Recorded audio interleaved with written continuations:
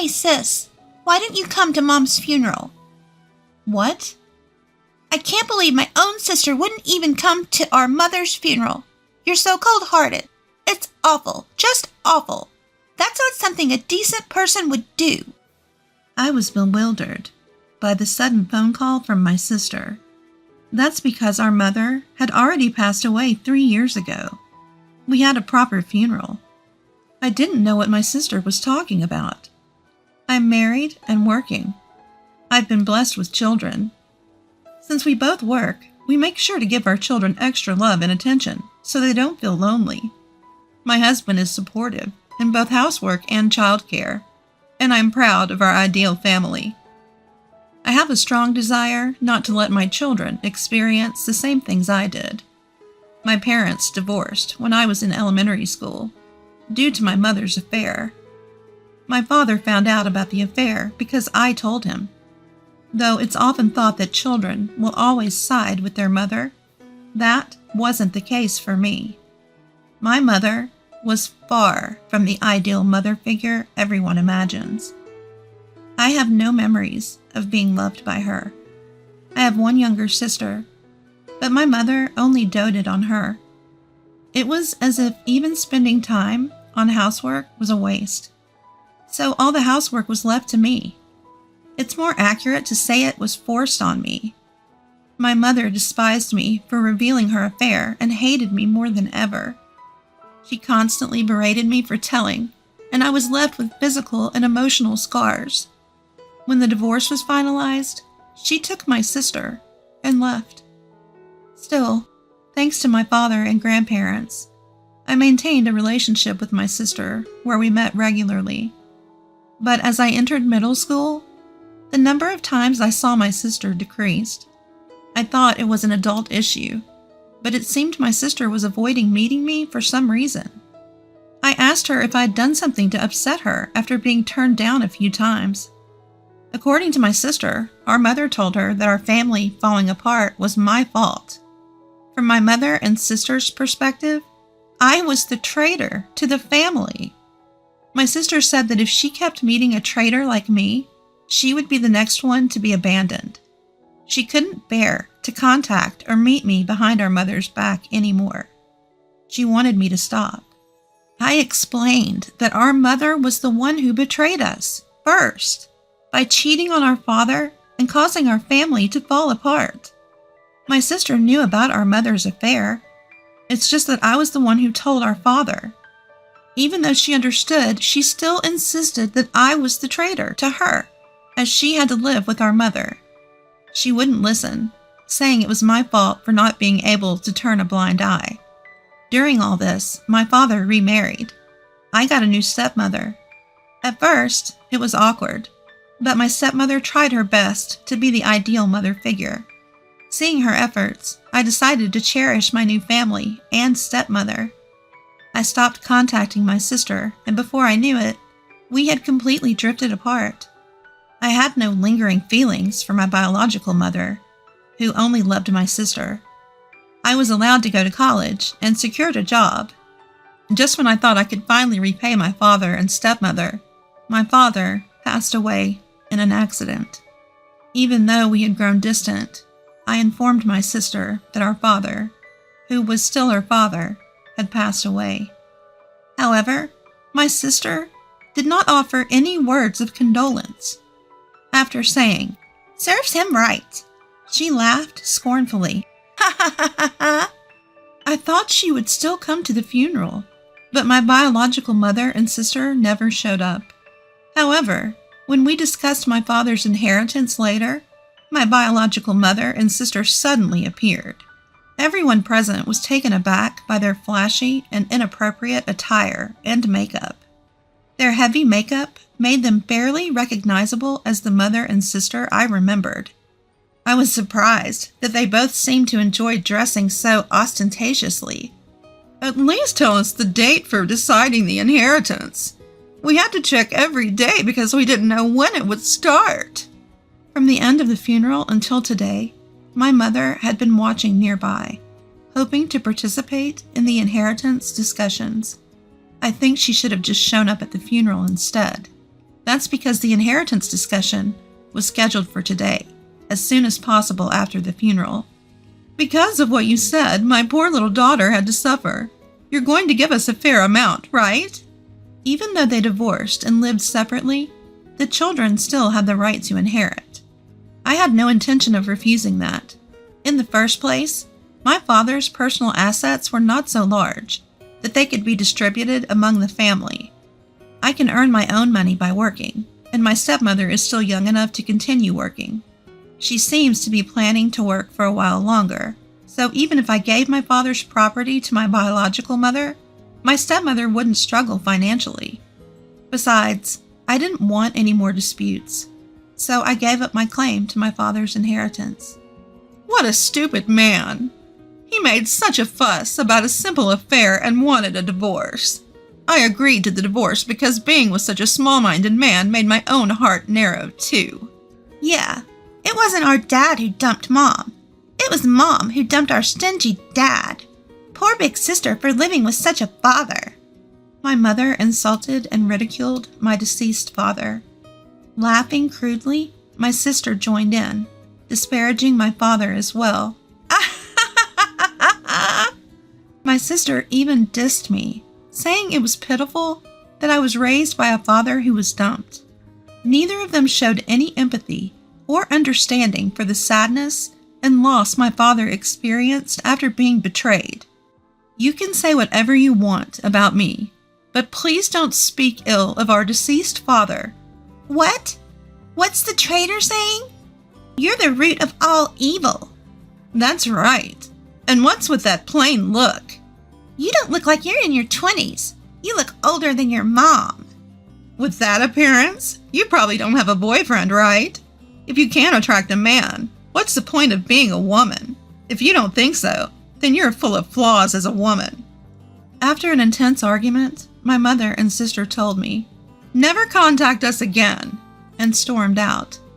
I couldn't feel anger or disappointment towards my mother and sister, who wouldn't consider others' opinions and only insisted on their own. It was utter emptiness. In that moment, their existence was erased from my life. After they left, there was silence for a while, but someone coughed and snapped me back into reality. The inheritance was then divided solemnly. Years later, my stepmother inherited the house my father left, and I continued living there. I wasn't sure, but I believed she was thinking about me. Even though I was an adult, my stepmother tried to be a mother figure for me. Her support made me very happy. But then she became ill and was hospitalized. I'm sorry I didn't ask you to live with me, just so you could take care of me. I know, but even if we lived separately, I would have taken care of you if you were hospitalized, so don't worry. I visited the hospital to take care of my stepmother during breaks from work. I didn't want to have any regrets like I did when my father was ill. You could call it self-satisfaction. Her time was limited, so I wanted to spend as much of it with her as possible. One man supported me through all of this. Before my stepmother's illness was discovered, we had been discussing marriage, but right before we decided to get married, her illness was revealed. I asked to put the marriage on hold for a while, but my partner said it would be better to reassure my stepmother, and his presence became indispensable to me. At the right time, I introduced him to my stepmother. He told my stepmother, "I'm looking forward to living together with the three of us. He's a wonderful person. I have to make sure I see you in your wedding dress on behalf of your father, too." It seemed to be her greatest joy, and she lived longer than initially expected. But a few days after my wedding, she passed away, joining my father.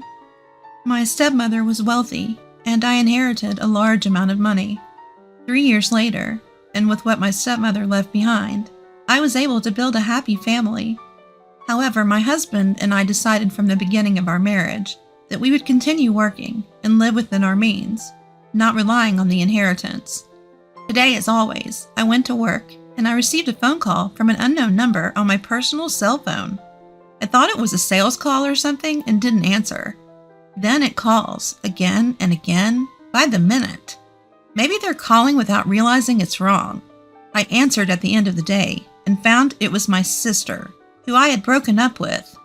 Finally, why didn't you come? What are you talking about?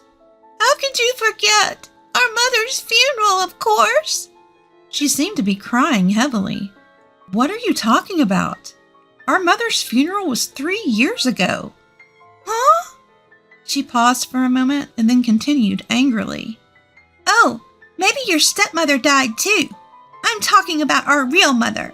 And calling someone you're not even related to mother is disgusting. I was irritated, but I ignored her attitude, realizing that losing her mother must have been a huge shock to my sister.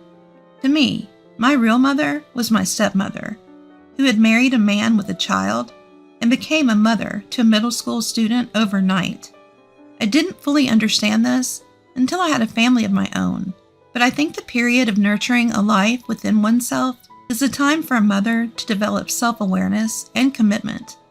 Of course, I am aware that many people can build wonderful family relationships, even without a blood connection, such as through adoption. However, becoming a mother to a middle schooler all of a sudden is certainly not an easy task, no matter how you think about it. When I consider the efforts and anxieties of my stepmother, all I can feel is gratitude.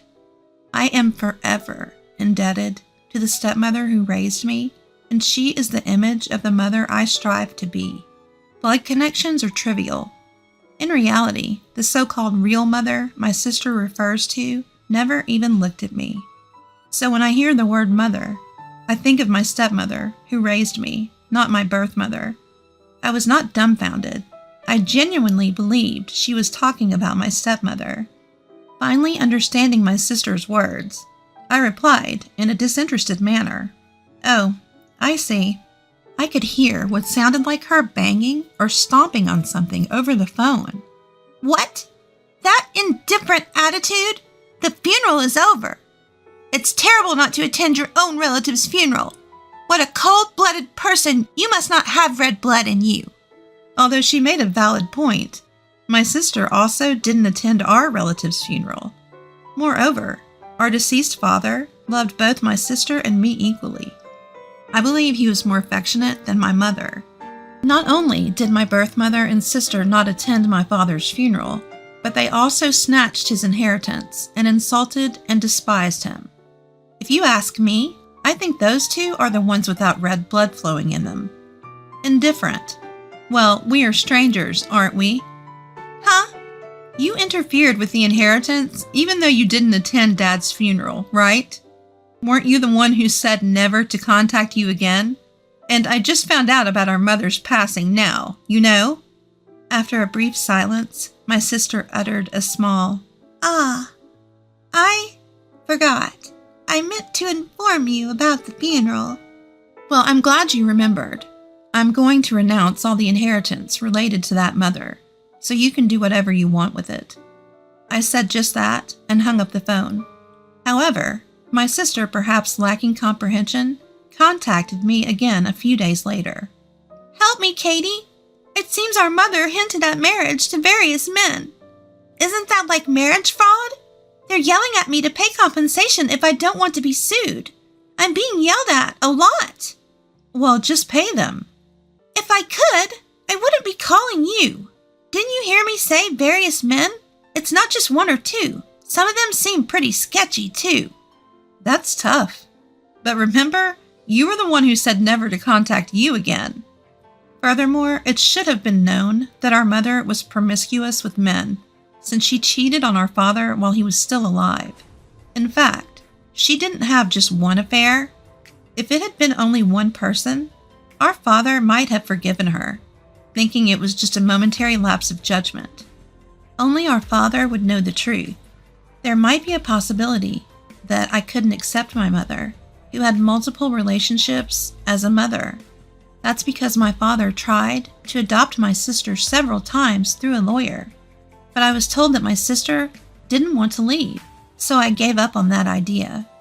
My sister wanted to stay with our irresponsible mother, even though she saw her up close. Even if our mother had imprinted on her, my sister still wanted to be with her. twisting the memories we both shared. It's fair to say that not being able to leave even after becoming an adult is equally guilty. There's no room for sympathy here. Well, that's... And you were the one who called me a traitor all along. I don't need a sister who calls me a traitor. You are the one who declared us strangers first. I don't need you coming around now acting all like family. It's a nuisance. Don't ever contact me again. We're strangers after all. I hung up the phone without checking my sister's reaction. I blocked her number and went back to the house where my family was waiting. Later, I received a call from my biological mother's relatives. I thought we were done, but they apologized for the rudeness my mother and sister had shown me, so I decided to hear them out. The relatives remembered how harshly my mom treated me and were shocked that she could shamelessly claim my father's inheritance after we had separated. They apologized profusely for allowing the visit during a time when my grief had not yet healed. But that's all in the past now. Next, they talked about my sister. Apparently, she's just as irresponsible with men as our mother. Ever since my sister came back, they had warned her numerous times that she would eventually suffer if she didn't change her ways. But instead of changing, my sister became just like our mother, and they could no longer control her. Our mother got involved with bad men, and my sister was being forced into criminal activities, feeling cornered. My sister was also dating multiple men at the same time, leading to several intense confrontations. Unable to handle it anymore, the relatives declared that they would cut off their relationship if their advice wasn't heeded, and then our mother died. As my sister is an adult, they decided to continue with cutting off the relationship, but right after our mother's funeral, another confrontation occurred. Since then, her whereabouts have been unknown. They advised me not to get involved with her anymore. I didn't plan on it anyway. However, I can't help but feel sorry for her, as there might be some room for sympathy regarding the criminal activities she was forced into. But there must have been a way for her to atone. If she didn't take that path, then I guess it's her own fault. That's what I decided to think. After hanging up the phone, I heard the sound of my husband and children laughing happily in another room. I want to protect this family. So I decided to live my life, using my biological mother and sister as negative examples.